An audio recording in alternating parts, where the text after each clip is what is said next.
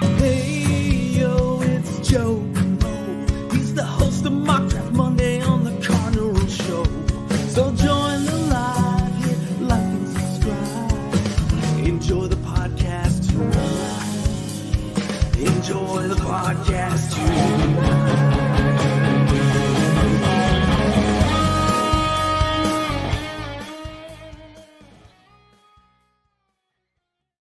What is up? It is Tuesday night, TCR live time, and I am joined by a special guest, the one and only Tony from Protech Sports, a Commanders content creator who was so kind as to have me on his channel, and I thought I would return the favor. So we're going to talk about, the Cardinals Commanders game. The rest of the TCR crew is out tonight, but I'm so thankful and grateful for Tony for being here. Tony, my friend, how are you, sir?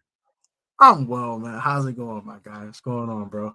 Man, I'm good. And listen, and sincerely, one of the things I love about what I do here is I just get to meet really good, kind people like yourself who are fans of, and content creators. And we get to do stuff like this, man. I get to make friends, with and meet cool people. And it's a joy to have you here with us. I'm going to say hey to some of the folks in the chat. Folks are going to be kind of coming in as we go. Got Mark Jackson. Happy Tuesday, Mark Jackson. A really good dude, Cardinals fan, longtime supporter of the channel. Appreciate you. We got ALOT. Thanks for being here. It's actually me too. Hey, it's my second channel. Subscribe. Nice. Oh, okay. My life and tone. Yeah, that's my vlog stuff. So nice. When I comment on here, it comments off my second channel. Nice. So finally on my guy's channel, we got Romboy Bubble. Hey yo, he's very active in our Discord channel. By the way, if you aren't on the TCR Discord, you are missing out. There's a link in the description. We have a great time talking Cardinal stuff in there all the time. We got I'm gonna join this. Dude, please do. You're welcome to be there, man. You don't have to be a Cardinals fan to be there. We got some there's some other content creators that I've kind of built friendships with who are in there as well. We got Zhao Didi. Thank you for being here. We got Michael Evans. Hi guys. Appreciate you hanging out with us. Romboy Bubble saying nice to see the crossover both ways. We got Simon Shee. Thank you for being here. What up, Gang? Nice to finally catch a show. One of our Cardinal fan friends from Canada. So appreciate you hanging out with us. Right. I like to call y'all are, follow my channel. This, the Cardinals fans who are outside of Arizona. I like to call us the Cardinals diaspora, just the kind of all spread out. We got Omar Lopez. Thanks for being here. How's it going, Joe? It's going fantastic. I am thriving, and I thank you for being here. We got JP. What is up? Long time, right? We're glad to be back, though. Corey Cards. How's it going, Joe? It's going great. I saw that you were on the Redbird Red Zone podcast. I didn't get a chance to watch it all, but I'm sure you held it down. Our resident Zaven Collins propagandist. Thank you for being here and hanging out with us. All right. Before we get into the talk, I do want to announce something. And if you follow me on Twitter or in the Discord, you've seen this. And I will talk about it, mention it at the end. There is a new live stream I'm going to be doing each week throughout the season. Just going to be launching it. Tomorrow's going to be the first episode. I'm calling it Making the Grade. And what we're going to be doing is we're going to be diving into the PFF grades from the Cardinals' most recent game and telling story, kind of what story does the data tell us? Like, I have a background, in quantity. I have a quantitative background in what I do for a living. I'm a sociology professor, so I've studied quantitative stuff, and I understand how to look at data and see what the story's telling us. So each week I'm on this live stream. Now, normally it's going to be on Monday nights, but I wanted to get one in this week. So tomorrow night at 5 o'clock Arizona time, 8 o'clock Eastern, we're going to have the first episode. And my guest is going to be Blake Murphy. Cardinals fans know Blake Murphy. He's been on the stream before here. Great dude. He has kind of a mind for analytics and quantitative stuff as well. So I'm so happy that he's going to join me. So you're getting back-to-back TCR this week, tonight with my friend Tony, and then tomorrow night with Blake Murphy. In future weeks, though, look for the Making the Grade on Monday nights. We're going to just dive into those PFF grades and say, a little bit more about what they're telling us. So my mic is shaky. Is in terms like that, or is the volume Dana, thank you for being here, by the way. When you say shaky, is it the mic's moving or is the volume audio? Please. The mic is moving a little bit. If it's the mic moving, it's because I'm just all over the place, man. I'm excited. But okay, it's got this kind of arm thing in its. All right. So Yeah, Simon, thank you. Professor, you know what is best? Putting in the overtime. I'm certainly trying, right? Like a data issue. I hope so. Is it the audio? I hope not. All right. I hope it's not going to be a problem, but hopefully y'all can hear me. Do I sound like a robot? Is that what's going on? Let me know in the chat. All right. Tone, I've talked a lot here. Let's start like static slow connection. Oh man. Well, I hope it clears up. I apologize if we're having issues with that. Okay. Tony, my friend. Why don't you tell me, looking at this game, Commanders, Cardinals, let's start with like we did a live stream on your channel and we talked about what we thought how we thought the game was going to play out. So start by telling me how the game played out in comparison to what you had anticipated. Oh, it was nothing what I anticipated. I thought we were going to lose like 5 times. Okay. You were worried. Yeah, it definitely was spicy. I'm not gonna lie. Early it kind of was flowing how I thought it was gonna flow. A lot of defense, a lot of hard hitting. I did not know y'all were that physical. Goodness gracious. Hey, Kaiser White, you can cut that out. But and the homeboy 95, I can't you can't be doing wrestling moves on the football field, man. I mean, not stop that. Like it, I don't know what the heck that was, what kind of janky crap they was doing. Don't forget to be investigated. I'm going to see what's up with him a little bit. But nonetheless, back to actual football. Definitely a lot more physical than I thought the game was going to be early. I was not expecting y'all to force 2 turnovers or 3 turnovers in the first half. That was very unexpected. They expect Antonio Gibson to fumble. He's just a fumbleitis. I give up. But I was not expecting Howell to be strip sacked and to throw an interception and two or 3 of the possessions in the first half. But yeah, I definitely not expect that in the first half. I wanted to be down 16-10 going to the fourth quarter. You guys played well, man. I was very impressed. Joshua Dobbs was not half bad. I badmouthed him all week, and he was not half bad. You guys were very creative play calling. Yeah. Outside of fumbles. But he's a backup. Like, come on. You can't do so much, right? I liked you guys' game plan. You guys were very, very your offensive coordinator called a really good game plan. With all the misdirections, the end arounds, all that stuff was very, very creative. I would say that definitely took us kind of off beat a little bit. So our linebackers are not good side to side. And you guys probably that was like, okay, cool. They can't run sideline to sideline. Let's run misdirection. And we're gonna get all these yards because their linebackers are not going to run across this field and stop anyone. They're not doing that. You get past the defensive line, we're gonna have a field day. That's what you guys did. A field day. Outside the time you didn't get past our defensive line. But once you got past the defensive line, it was like open season at that point, right? So yeah, your defensive line was tough. And they all graded really well against us. Our offensive line struggled. Real quick, want to say hey to a couple folks. David, this season we're having the coveted 6-1 final score. He comments in the chats there, talk about like wanting to have a 4-4 tie also. Sean D, what's good? Thanks for being here. Appreciate you hanging out. Gardek with the German suplex, right? That was that sack he got, right? Defense played great. Agree. Cruz, Espero, need like if Kyler's starting that game, we win, right? You would agree that, right? Oh yeah. If Kyler played in that game, the way Sam Howell played, and the way our defense played, right? But the way Howell played in that, no, we weren't winning that game. Heck no. So as a Cardinals fan, that gives us something to be optimistic about, right? That if and listen, Commanders, I know you guys are optimistic. A lot of people in the league think your team might not be great. It's early to tell, right? Sam Howell's a big pivotal thing in that. But like if the Cardinals play defense like what you talked about and Kyler comes back, I'm not saying this is a playoff team, Cardinal, but they're gonna be frisky, right? Saltiest game and yo, real quick, what's up? Appreciate you being here, Salty. Let's see if there's anything else. Okay, so yeah, I think like you're right. Like when I was on your stream, we talked about this. And if you remember, I feel like the game played out closer to what I thought it would be. Remember, I thought it would be a little bit tight. I think I predicted like 24-13 or 21-13, and it ended up being what 2016. 24-13, yeah. Okay, and it being 20-16, but the overall game was kind of like I predicted that we'd keep it closer than people thought. and then a couple breaks would go your way and you would win, right? And that's kind of what happened. Those breaks were Joshua Dobbs fumbling a bit, right? But yeah, like the defense, and I've been saying this since the preseason, maybe, like the Cardinals defensive personnel needs, an infusion of talent, and that's going to happen over the draft in the next couple of years. But we saw in the preseason, they played well when the first string was out there. They seem to be a team that's well coached defensively, and they played tough. Like a lot of guys on the defensive line are no-name guys that are kind of reclamations and such, and they're trying to prove something. Collins, man. I like Xavier Collins, man. Yeah, but like they played tough. Yeah, for sure. Real quick, I'm gonna say to Jackie, she's she's feeling down under the weather, so she wasn't able to join us, but she's in the chat support, so appreciate you hanging out with us, right?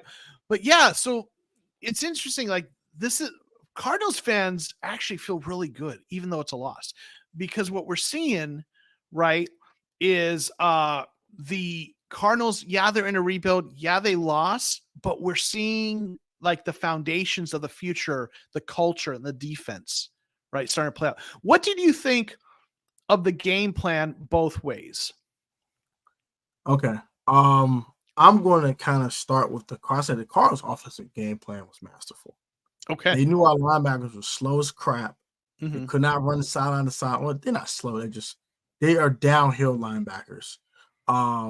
So we're not guys that can go sideline to sideline and stop and set the edge and run games with our linebackers. That's Jamin Davis and Cody Barton, those kind of guys. So you guys really attacked it with the end around, especially one with Hollywood Brown's a huge one. You guys had a nice balanced game plan with the run game. I think I might have thrown a little too much, probably, but nonetheless, I think it's a solid game plan offensively. Defensively, you guys just made plays. You guys just made plays. I didn't think the game plan was that great defensively. You guys just made plays. Like Xavier Collins is an animal. Man, you're adulterated animal. I tell you, animal. I'm like, this boy's having a field day over there. Dennis Gergat had a heck of a game too. I'm not gonna lie to you, heck of a ball game. Marco Wilson did a really good job on Terry McLaurin. A lot of Commanders fans don't want to hear that. He did a really good job on Terry McLaurin, but also Terry McLaurin had a couple of targets that could have been taken back. Sam Howell underthrown him the crap, but nonetheless, yeah, I think both game plans were solid. I do have to criticize Eric Bieniemy a little bit. At the end of the game when we had the ball, our last possession, kind of suck it out. Kind of took the easy way out. I'm gonna run the ball, kick a field goal, hit on my defense. That's not gonna work all the time, man. You gotta be a little more aggressive. Guys, shut the door sometimes. Don't leave it ajar. Don't shut the door. Shut the door and lock it. Don't leave it ajar. Because boy, Josh Dobbs went out there, got a touchdown drive. A lot of people have been on Eric Bieniemy's behind. So just saying. Just saying. Gotta shut the door. And before the half, did not like that play call either. I like the fact that we got in field goal range, but we had 8 seconds left. They would have timeout left too. You're not going to take a shot at the end zone, buddy? Not one, just one. I'm not asking for multiple. Just ask for one. Just one. And if you don't get it, then go put Slag out there. Cool. But outside Eric Bieniemy's lack of aggression at times, I think both teams had a good game plan. And you guys execute Josh pretty well outside of Joshua Dobbs. Yeah. Real quick, a couple folks, Livewire Sports Media. What's good, bro? Appreciate you being here. Washington Commanders. Sound like guy next to you is cut is fresh. Aaron Van Buren, hello from Michigan. One of my good buddies who does this with us sometimes. Thanks for dropping in.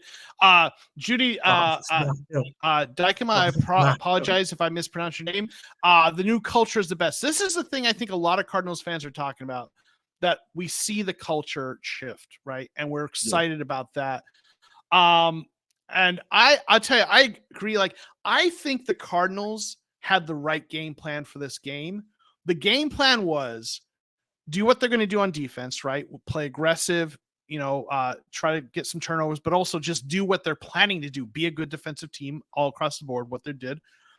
Then on offense, they tried to run the ball and actually be conservative on offense, but also take advantage of those linebackers. And the game plan was Josh Dobbs, drive the bus, don't turn over the ball. The problem is in the execution, Josh Dobbs turned over the ball. The ball over. Right? Like, so the game plan, I think, was sound. The problem was the execution. The offensive line struggled, okay? And that's because your defensive line is awesome, right? That's part of it. Our offensive line also just struggled in themselves. So like the game plan was right, but the execution, the offensive line struggled in execution, and our quarterback turned over the ball. So the game plan wasn't good enough to win, but it still kept us close, right? So like the game plan was spot on. Simon has a question for you, Tone. Which Washington players outperformed your expectations, both positively and negatively? Like who like over or I guess underperformed, right? Which players on Washington did better than you thought they would have and did worse? Okay, so I only have one true overachiever. Yeah, no, most guys kind of played to my expectations. Mm-hmm. I got a few underachievers though. Antonio Gibson was horrible. Antonio Gibson was horrible. I'm tired of fumbles. I'm sick of it. I can't take it no more. He fumbled 6 times in 2021. Thank goodness he didn't fumble last year, but I'm tired. I can't do it. Yeah. I can't do the fumble-itis no more. Hold on to the ball. Like, right. Bro, hold on to it. The ball is it's your lunch pail. You can't lose it. Stop doing that. Like, you can't do that. You want to say Sam underperforming a little bit? Maybe, I guess. He's a young quarterback. You expect turnovers. It's going to happen. Yeah. I was hoping for a clean game, but he's young. Second star in the league. I'm not going to sweat that one too hard. Logan Thomas was a huge disappointment. 3 drops. Ugh. Awful. Disgusting. Yeah. And a guy that kind of shined I want to see play more is Cole Turner. That's the one guy I kind of want to see. He had 2 targets, 2 catches. Both of them were a heck of a – the first was a heck of a catch. Sam just threw up to him. Just, bro, go get it. And he's like, oh, go get it? Give me that. I'm him. Get off. And the second one was just like, such a quick little out route. Just, give me that. But no, the first one was a heck of a catch. Yeah. I want to see more Cole Turner, less Logan Thomas. That's just me. I know a lot of Washington fans love Logan Thomas, and rightfully so. He had a heck of a year in 2020. We kind of made him a household name in a way because he wasn't really doing anything in Detroit as a tight end. But I don't see it with him anymore. He's not an explosive athlete. His hands are getting a little shaky now, and he doesn't feel like he's healthy anymore. So, he can't stay healthy. That is. Yeah. So I would say overachievers for me. One is Cole Turner, and the other achievers for me are Antonio Gibson, Logan Thomas. I would say someone that I expected to play well, but play slightly better than I thought. Other than that, Cameron Crowe's an animal. Cameron Crowe's an animal. Yeah. I love that guy. He's just an animal. Just animal. Just animal. And Sam Cobb had a good game, but I'm not surprised about Sam Cobb. So that's offensive line. Yeah. So obviously this is a Cardinals live stream, so I'm going to lean more Cardinals and Commanders. So I got to ask you, like, who are some players on the Cardinals that you're like, man, I owe him an apology because I didn't know his game. I know you don't. I know you know the game, but who are people? I'm gonna give a double O to my guy. Marco Wilson had a really good game. He was very impressive. I like the whack. Even if he wasn't right in Terry's hip pocket, he wasn't too far. He didn't Terry had 5-6 yard separation or anything like that. That's hard because Terry McLaurin's a hard matchup. I don't care what anyone says.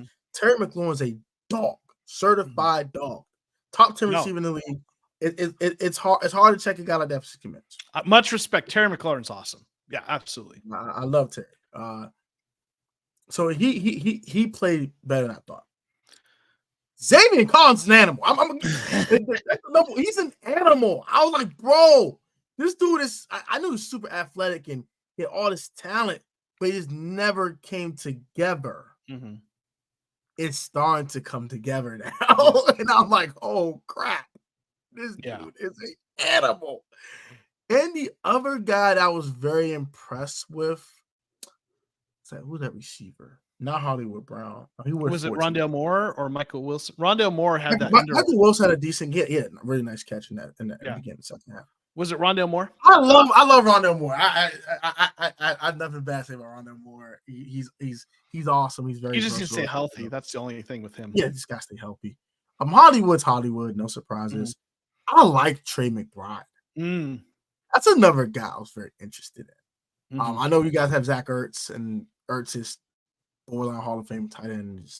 Love Zach Ertz, but I was very, very surprised about Trey McBride. He looks the part.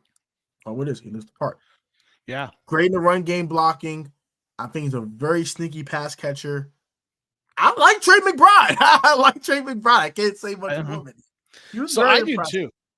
So Trey McBride, he's a second round pick, right? And people forget that he was like considered the top tight end prospect in that class when he was coming out, at least coming in. Now there might be some people who are better than him, as it turns out, but like, he it's his second year.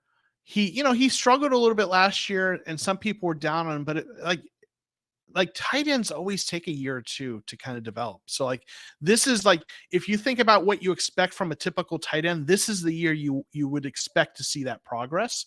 And he's got all this. He reminds me a lot of Zach Ertz in terms of the way he plays too, a little bit. But Zach Ertz is, he's a vet. I don't know how long he's going to play, but we're optimistic about McBride's future. You mentioned, Marco Wilson, Mark saying, played almost like a cornerback one. And, I think people outside of Arizona don't necessarily they don't know Marco Wilson, or they don't know how good he's becoming, because, right. Like people were talking about the Cardinals. I've heard national media folks saying that, we have a horrible cornerback room. And we were talking about this on your stream, right? It's an unheralded cornerback room. It's a young cornerback room, with the exception of Antonio Hamilton. It's a cornerback room people don't know about, and it might not be the greatest because they're young, but like, there's some talent in there.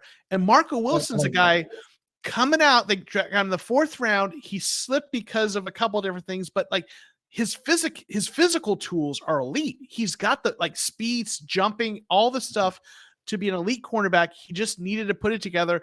And he got better and better. And last year, like second half of the season, his PFF grades were really good. And he's gotten better. And I think this game was against a great receiver who, how good McLaurin is, and I've got a ton of respect for McLaurin. Like, that showed you something, right? So I think he had a couple of nice sticky snaps versus Han too. He was kind of sticky on Jahan Dotson as well. So he wasn't just on one receiver. He was moving around, checking other receivers and doing a good job. Yeah, he did get caught napping one time. It's gonna happen. And luckily, Sam did, bro. De'Ami Brown caught that boy napping. And I said, "Oh shoot, there he is! Throw it to him!" I was like, "No, Sam, no." He was the first down to Jahan, but I was like, Eckerman is 75-yarder the other way. I was like, "No, Sam, no." Yeah, that's the time Marco got caught napping Sunday. He had a really good game overall. Yeah, and it didn't count because he ain't thrown to him. So never mind at that point. Yeah, for sure. So if you were a Cardinals fan, like, what would you kind of want to see this team take as some of the next steps in trying to kind of build on what was, at least a game where there were some good things to pull out of it? Like, if you're a Cardinals fan, what are you wanting to see in the coming weeks? Just staying competitive, number one. I don't know who you guys play this. If you guys play the Giants this week, right? Now play NFC East team. I'm more certain you do. Gosh, I guess I should know that, right? We play the Giants. Yep. So I hope y'all beat them. I swear. So do I. I hope y'all beat them. I would love to see the Giants be 0-2. I'm tired of Giants fans. Mm-hmm. A quick tangent. Yeah. Anyone that knows a Giants fan, tell them to shut up. They suck. I know a few. They're trash. But no, I'm okay. sorry. Yeah. My apologies. No, you know, have you seen like have you seen there was a tweet that went around that someone like said Daniel Jones is the best quarterback in his draft class, better than Kyler. This isn't even a debate anymore. And like, really? Like, I'm like, yeah, right. Like talking about a freezing cold take, right? Right. Icy cold. Well, that's that. Then after getting, what, losing 40-0, like getting dismantled on national television. Like, might want to reconsider that take. I had a Giants fan. I was watching his channel. Shout out to Bad Dog Sports. It's one of the very few Giant creators I watch. And he said it like this. He said, "We got obliterated, we got dismantled, and we got emasculated on national television." Yeah. And I was like, wow, that's bad. When you use the word emasculated, it's getting bad. Yeah. But back to the Cardinals.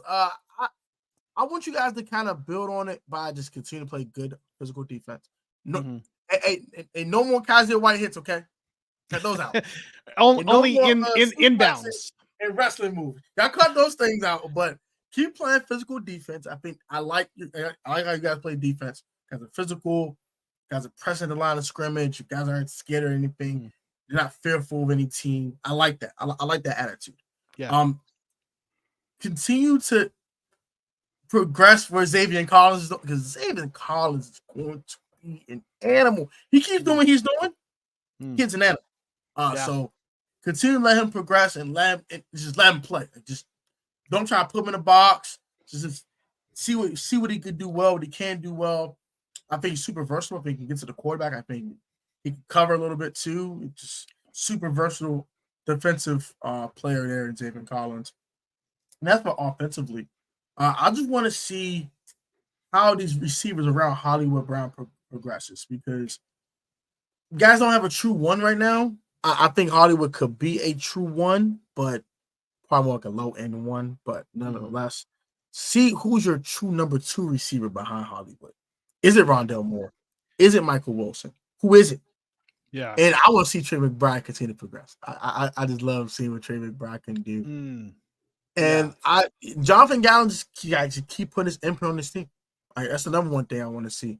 Him continue to put his imprint on this team with his leadership qualities and his culture building. I want to continue to see that and continue to see this team fight. Like, don't quit.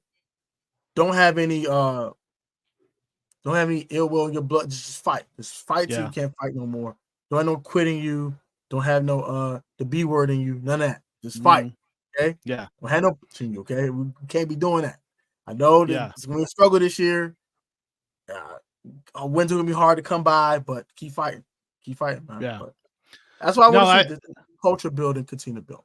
Yeah, that makes sense. So real quick, violence, baby, right? You know, the way they play defense. Y'all a little too violent. All right. Not WWE. It's the NFL. Chill.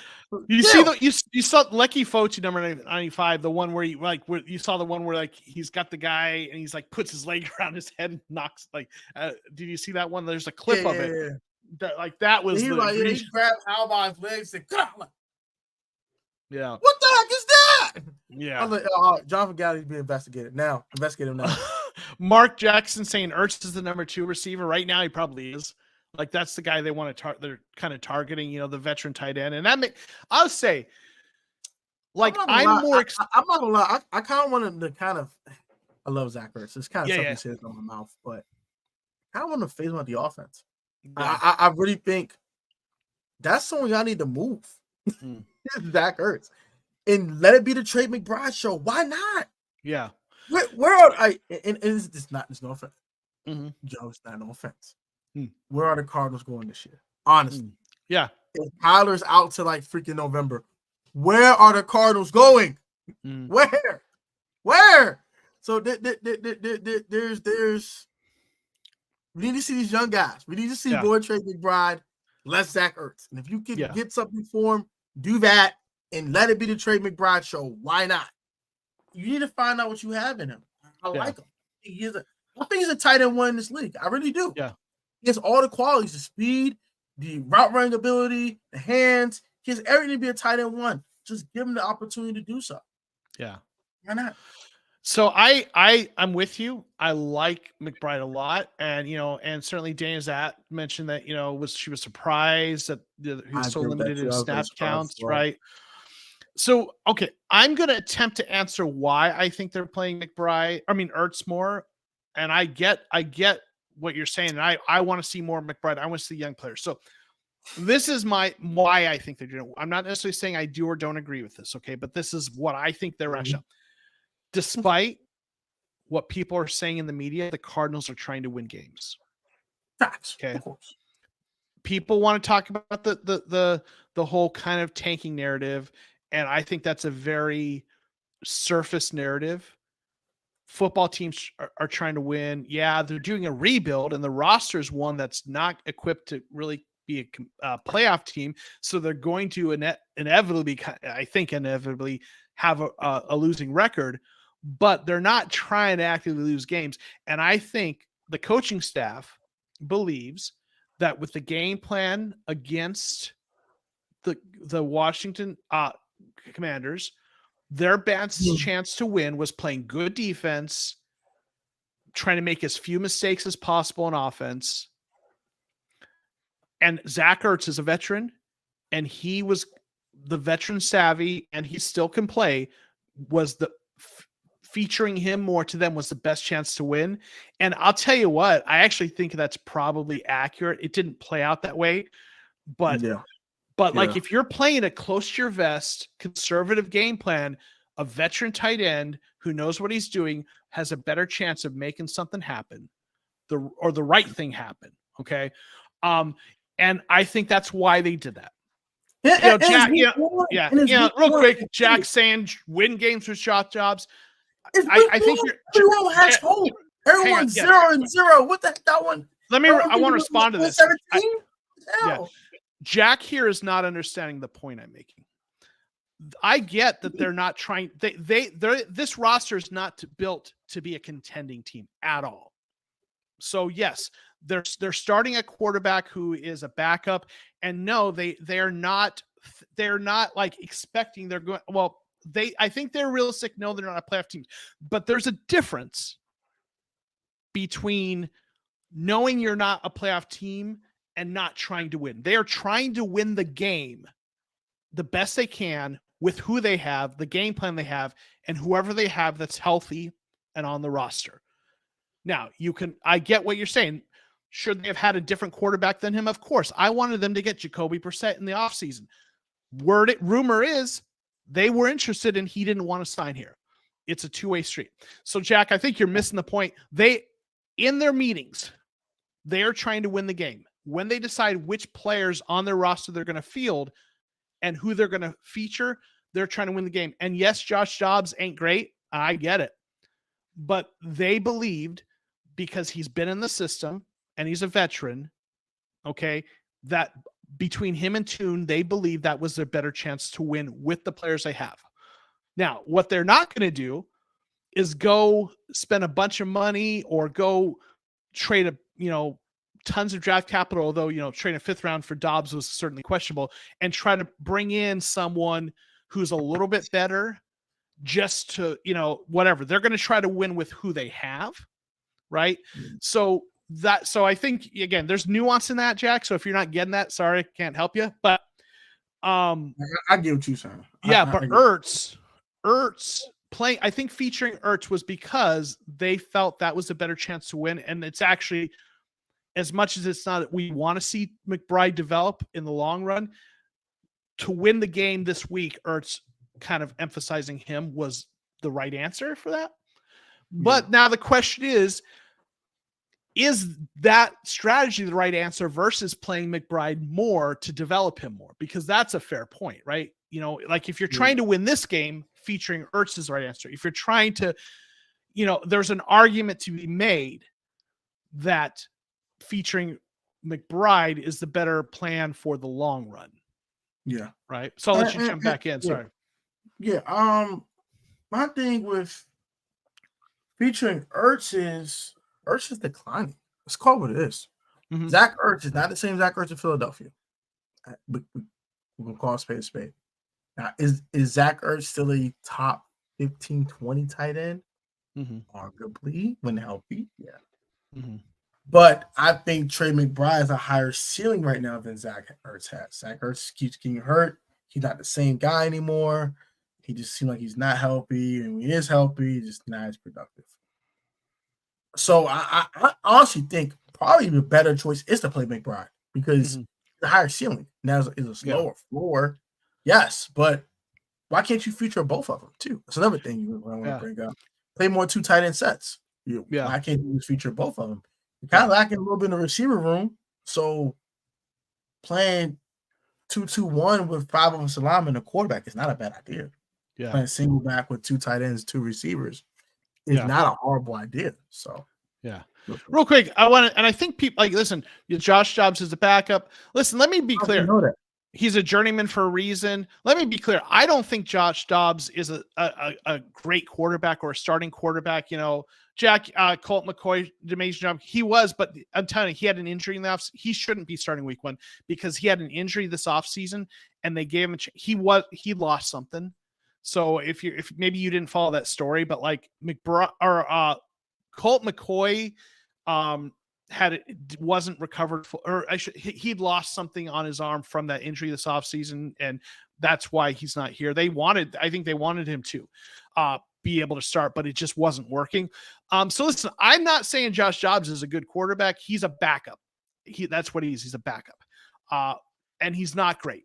Between him and Tune, I do think if they were playing a conservative offensive game plan where they're trying to just drive the bus, Dobbs was going into the game the better choice.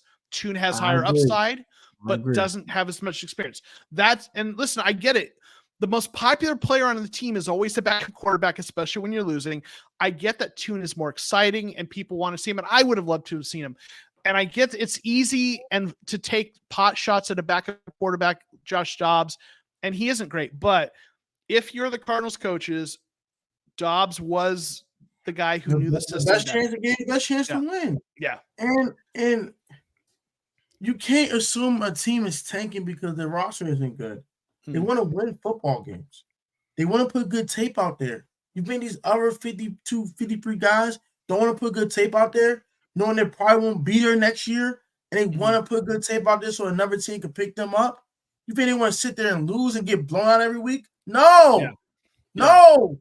There's too much pride in that. They're not going to do that. So obviously they're going to play the best quarterback with the best chance to win right now. And the best chance to win right now is Joshua Dobbs. Yeah. Now, week 5, you're 0-5, and you're like, all right, look, bro, we got to just go ahead and write with the roster. If it's that way, then that's when you expect the Clayton Tunes and expect Zach Ertz to get traded and all that type of stuff.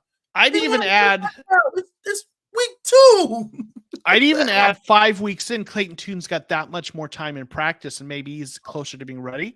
So even that. Let me real quick. I want to say hey to Paul. Even thanks for being here. And I want to say hey to Lance who dropped in here. And I think Lance is so Lance, I think you got a good point here. I trust that the coaches have seen both. They obviously trust Ertz more right for now. So let me just, and again, I want to just bang this drum just a little bit. As fans, McBride's more exciting. As fans, Tune's more exciting, right? And they have better futures or I should say, well, Ertz had a pretty great career, but McBride's the answer long term. But and that's the exciting thing, and that's the thing we're drawn to as a fan. But coaches see what happens in practice, and in practice, as talented as McBride is, and as high as the upside is, Ertz has got that veteran staff. He's seen it all, and Ertz in practice is doing the little things that McBride's still learning, right?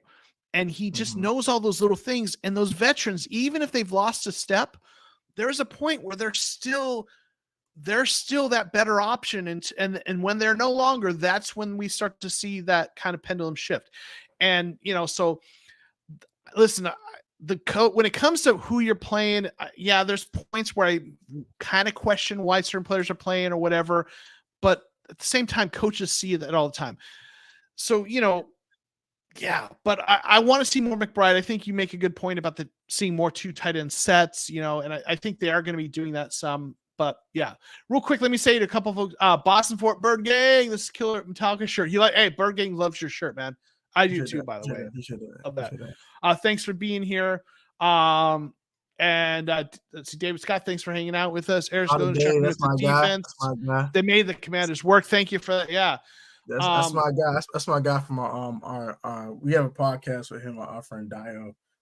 It's called DT Football Podcast with some of our college buddies we also.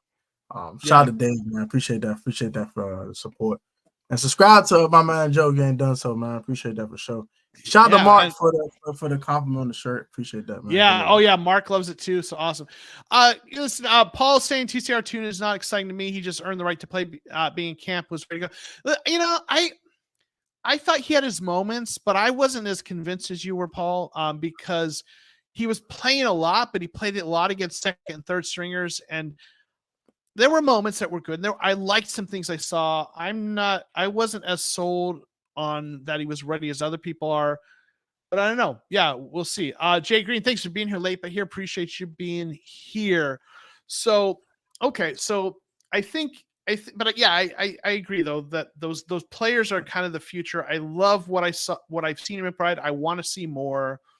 It's going to be interesting to see what happens, because if Dobbs didn't have those fumbles, we might have won, and people might be talking about how, he drove the bus, right? And you can say the same thing with Antonio Gibson's fumble. Yeah, that's true. Yeah, and there's what happens then, Yeah, so it's always woulda, coulda, shoulda, right? So, so it's going to be interesting to see what happens. I'm sorry.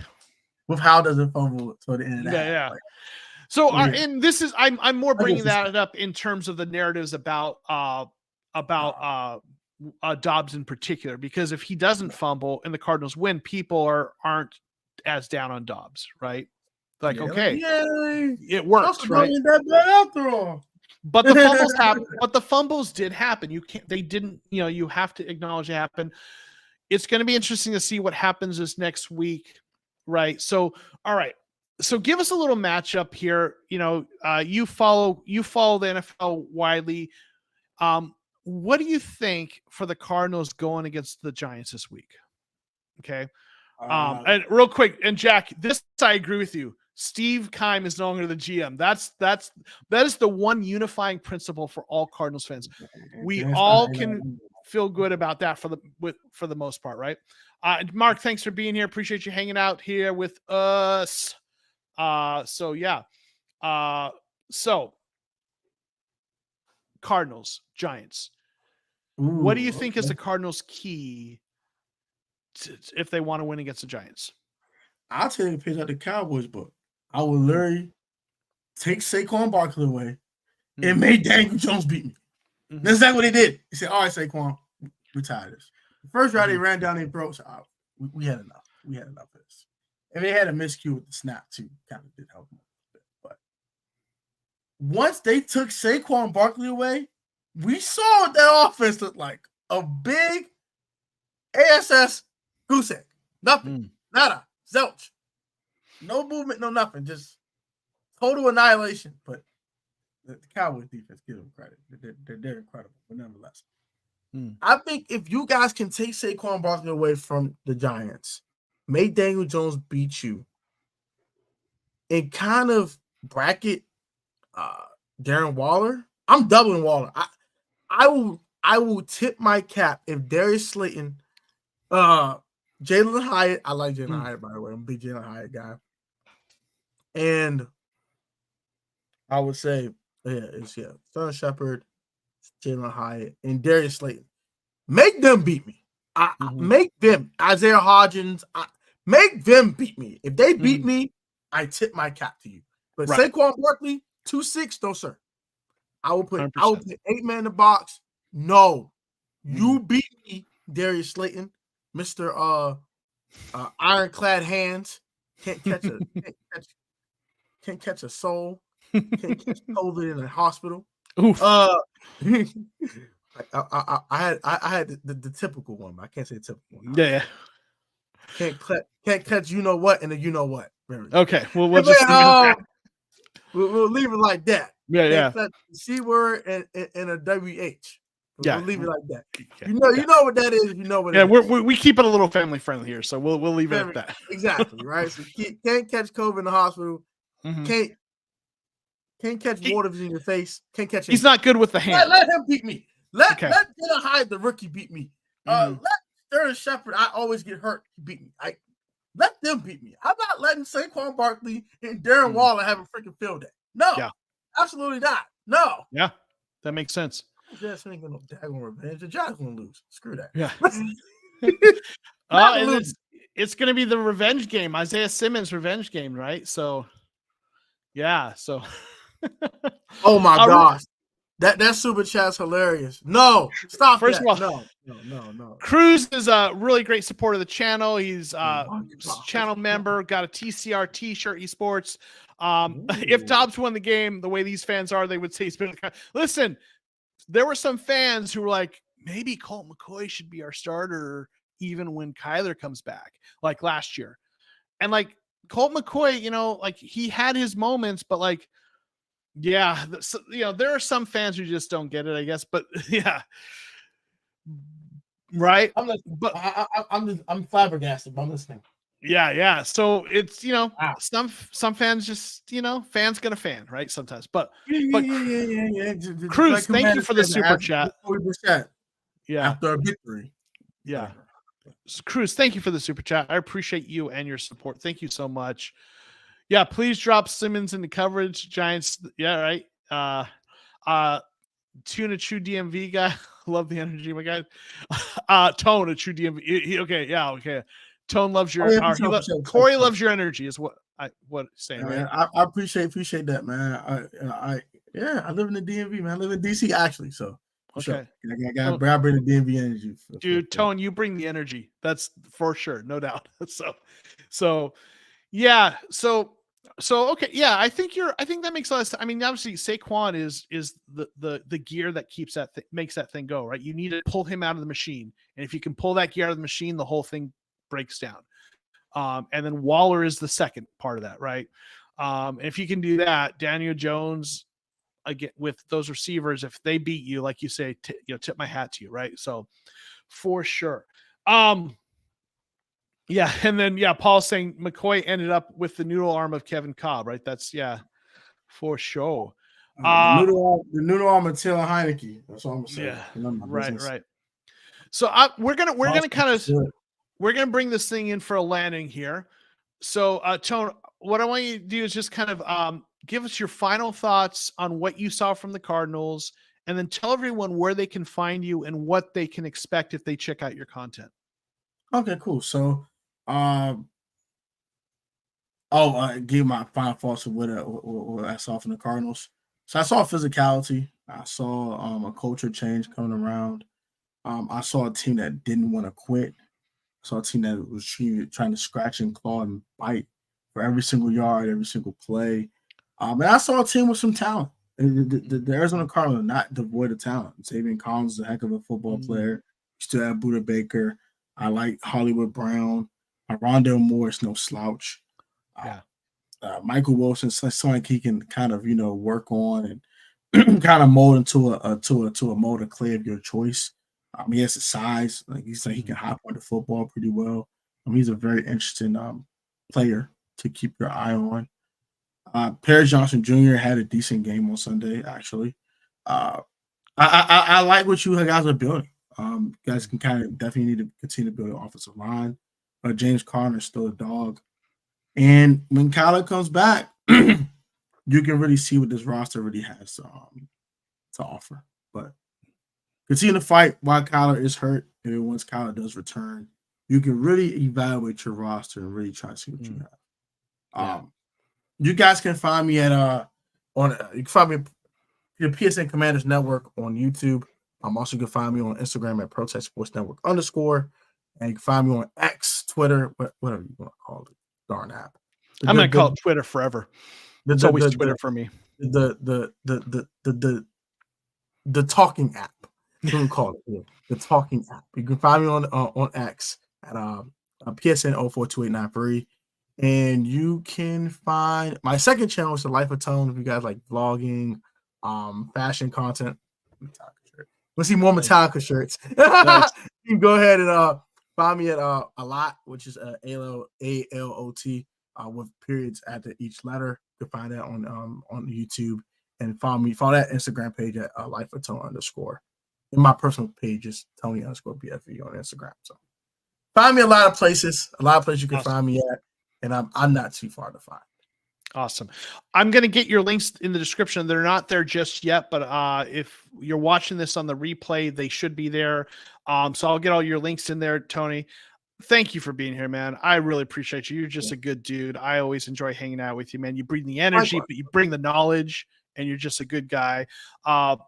Real quick, my kind of shout outs. If you missed this at the beginning, I'm starting a new weekly live stream. And that live stream is called Making the Grade. It's normally going to be on Monday nights, but this week it's going to be tomorrow night, 5 o'clock Arizona time, 8 o'clock Eastern time. And I've got Blake Murphy as my guest on the show tomorrow. And the whole premise of this is we're going to look at some of the PFF grades from some of the players from the recent game and dive in and look at what story do the data tell us, right? What are we seeing in the grades and what does it tell us about how players are trending, what's going on, kind of a little bit of a deep dive into the grades. So if you like the analytics side of things, you like kind of looking at those things, you're going to enjoy this. So make sure you check it out. I've got the live stream already up on the channel for tomorrow. It's going to be a lot of fun. I'm excited about this. This is my wheelhouse, like the analytics stuff. So I'm going to lean into that. And we're going to be doing this every week. Real quick. Oh, Cruz, we'll get you your last question. I think you maybe even asked John Michael Schmitz. Well, let me start by saying my John Michael Schmitz, because you brought it up, right? I do think I have to at least play this one time. Y'all ready? Y'all ready? For Mock Draft Monday, okay? Y'all remember this. Here we go. John Michael, he's our center Schmitz. His name's on my draft too. What they say, this mock is a-okay. It's got John Michael, he's our center Schmitz. Had you not seen that, Tony? Had you not seen that? Did you not see that before? I've seen it before. I just haven't seen it in a while. You know that was me singing that, right? I recorded that. It was a karaoke track, right? We did that through Mock Draft Monday. John Michael Schmitz had, I looked at his PFF grade. It was like 43 point something. So he had a rough game. I think someone asked earlier, Yelda Froholt, how did he compare? Our center had a PF grade around 48, I think. So, John Michael Schmitz had a rough first game. He's a rookie. It'll happen, right? So, so real quick, I want to say hey to Ilona. Thank you for being here. Really kind Seahawks fan who drops in here. Thank you for hanging out with us. Keith, thanks for dropping here. Tanking doesn't mean players not trying. It means organizations not doing everything possible to win. Dobbs, 20 Cap 6 not really trying to win. I mean, the players are trying to win. There's a larger. I will say this. I'm not going to get into that right now. Players are trying to win. Yeah. Here's what I will say. I'm going to be recording a podcast next week with Walter Mitchell and Kyle Ledbetter from the Take It Easy podcast. And we're going to talk about that whole tanking versus rebuilding and this. So when that drops, we haven't recorded it yet. I'll get that link out there because we're going to dive into that conversation a lot more. So Grand Eyes, thanks for being here. Thanks for dropping the links. Appreciate you. What's up, buddy? Yeah. Don't cheat PF. He was 42.8 there. Thank you Paul for checking on that. Yeah. I was kind of going off memory. I rounded up maybe just a little bit. So, yeah. All right. Thank you all for being here. Tony, thank you again. Dude, no I appreciate it. Jack, man. He said, be safe. I'm not going to get shot at Ben Chillibo, okay? I'll be okay.